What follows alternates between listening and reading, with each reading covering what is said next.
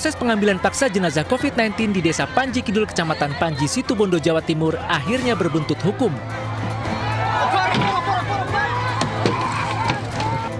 Ulah massa yang tidak hanya sekedar mengambil jenazah, namun dilanjutkan dengan merusak dan membakar peti mati, membuat polisi memeriksa sejumlah saksi. Minimnya jumlah petugas yang mengawal, hingga kalah jumlah dengan massa yang bertindak anarkis, membuat massa leluasa melampiaskan kemarahannya. Polisi berjanji tidak akan mentolelirnya secara hukum. Tentu saja bahwa tindakan ini tidak dapat dibenarkan dan kita akan melakukan proses hukum dalam hal ini sesuai dengan aturan yang ada. Ada beberapa aturan yang bisa kita terapkan, antara lain Undang-Undang Karantinaan Kesehatan maupun Undang-Undang Wabah dan Penyakit dan juga beberapa pasal dari KUHP pidana. Pasca kejadian, Desa Panji Kidul terlihat tenang dan masyarakat beraktivitas seperti biasa. Satgas Desa meminta keluarga duka agar menjalani isolasi mandiri karena kontak langsung dengan jenazah pasien COVID-19. Rencananya tim medis akan melakukan tes usap kepada keluarga dan tetangga.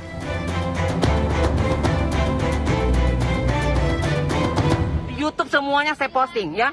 Ini orang dari luar negeri semua lolos, nggak ada surat pengantar, surat kerja nggak perlu. Kita yang orang Indonesia dipersulit.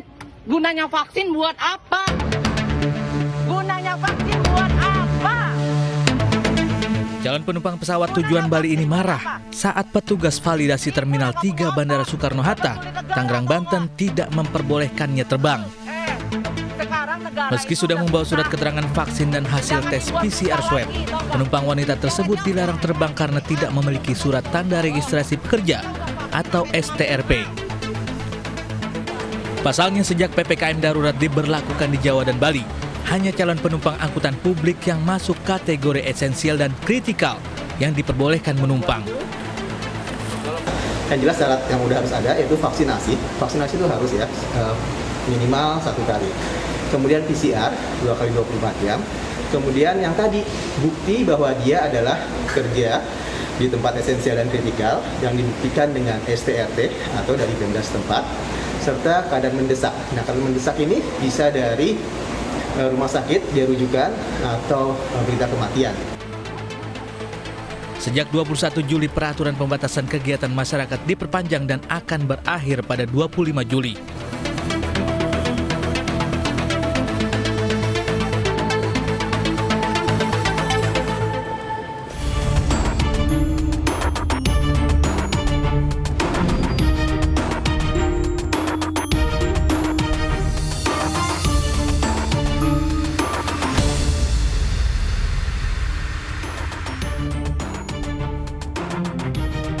Kasus tak biasa mencuat di Padang, Sumatera Barat. Pasangan kekasih sesama jenis diserahkan ke polisi setelah bertengkar di jalan.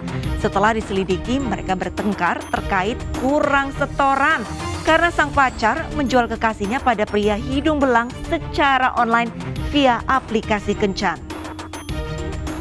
Pemirsa, selain kasus perdagangan manusia, selama 1 jam ke depan, Realita juga akan menghadirkan berita-berita kriminal pilihan. Bersama saya, Arlista Hadi.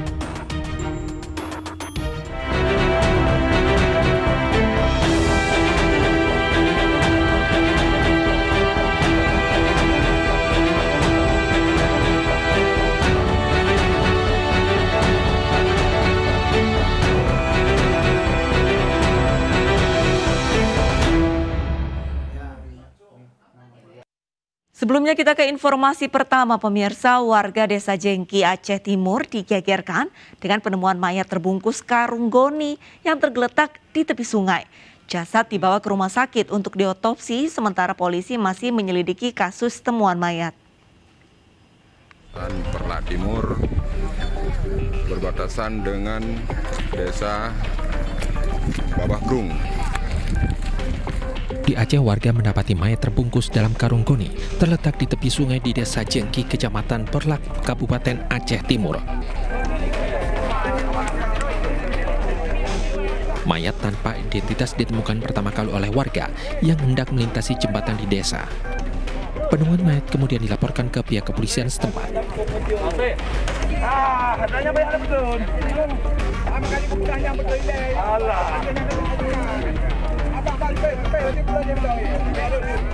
Jenazah kemudian dievakuasi dan dibawa ke rumah sakit untuk dilakukan otopsi.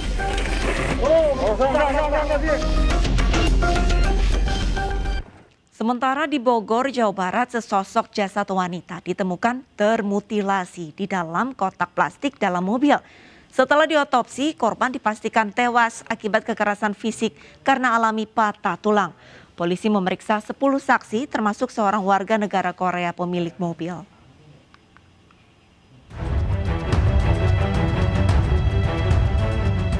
Jasad wanita yang terbungkus plastik ditemukan dalam boks yang diletakkan dalam bagasi belakang mobil. Temuan jasad yang diduga meninggal secara tidak wajar dalam boks dilaporkan pegawai bengkel ke Mapolsekta Bogor Utara. Dalam minibus inilah boks plastik berisi jasad tidak utuh dan bagian tubuh terpisah ada di bagasi belakang. Mobil ini masuk bengkel di Jalan Raden Kanaan, Tanah Baru, Kota Bogor dengan diderek sepekan lalu. Pegawai bengkel yang diminta untuk membuang boks sempat mencium bau tak sedap. Kami mendapatkan laporan penemuan mayat dalam sebuah mobil minibus ya, warna hitam yang kondisinya sudah bisa diidentifikasi secara kasat mata, perlu pemeriksaan secara otopsi dan saat ini kami masih melakukan penyelidikan terkait identitas atau pengumpulan barang bukti, baik itu kendaraan maupun korban tersebut. Polisi memeriksa sejumlah saksi termasuk seorang warga negara asing yang ada di kawasan Tanah Baru, Kota Bogor. Sementara identitas korban masih diselidiki.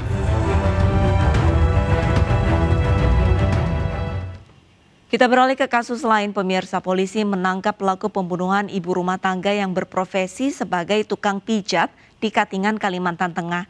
Pelaku adalah tetangga korban yang nekat membunuh karena kepergok saat mencuri uang dan perhiasan.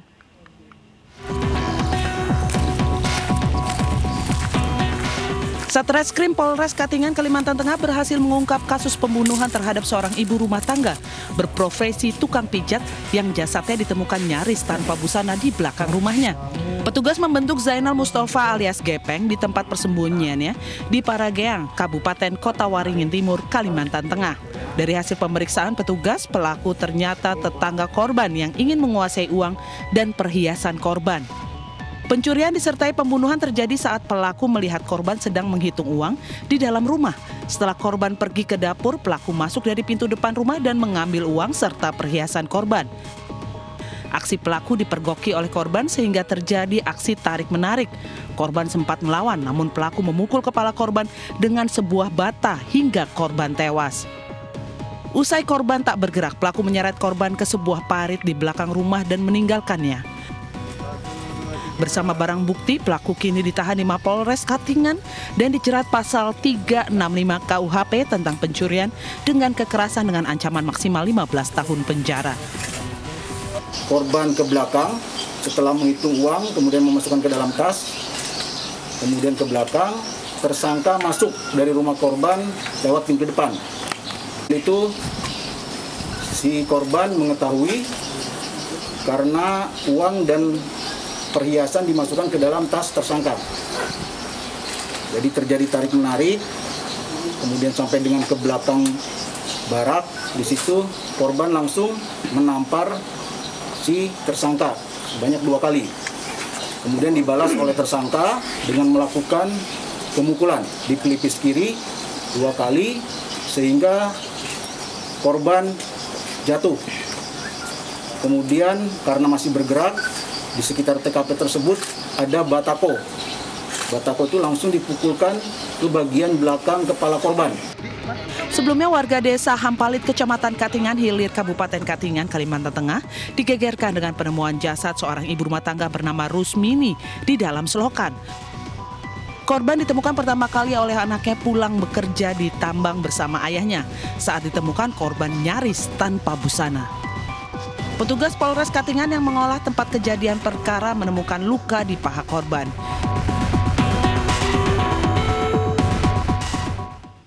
Di Banjarmasin, Kalimantan Selatan, seorang pria membunuh wanita pekerja seks komersial usai berkencan. Korban dibunuh karena meminta tambahan uang dari harga yang disepakatinya. Tak hanya dibunuh, korban juga dimutilasi dan dibakar.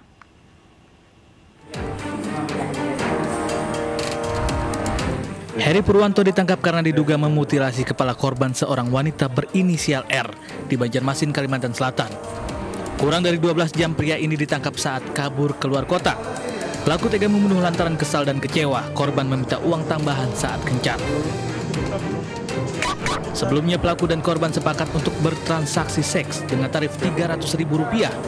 Namun saat ingin kencan, korban meminta tambahan uang Rp500.000. Pelaku mengabulkan permintaan korban hingga transaksi terlarang dilakukan.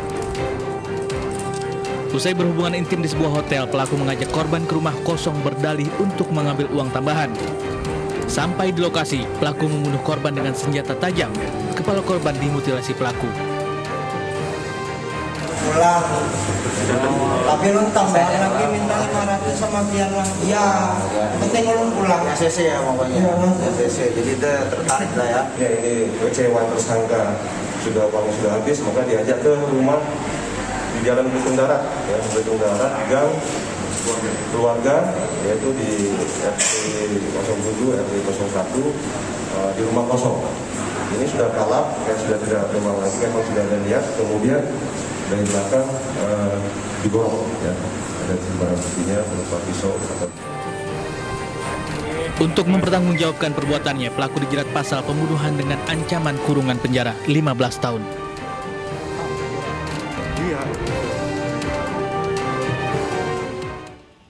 Masih tentang konflik dengan teman kencan, pemirsa, seorang wanita warga Banyumanik, Semarang, Jawa Tengah menjadi korban perampokan dan penganiayaan oleh seorang pria yang diduga teman kencannya. Korban selamat setelah berpura-pura mati hingga akhirnya ditinggalkan pelaku.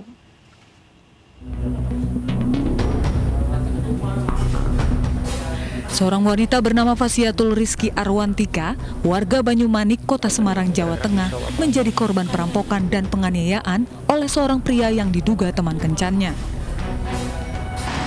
Korban ditemukan warga di tengah hutan lindung di Dusun Sepetek, Desa Kertosari, Kecamatan Singorojo, Kendal, Jawa Tengah.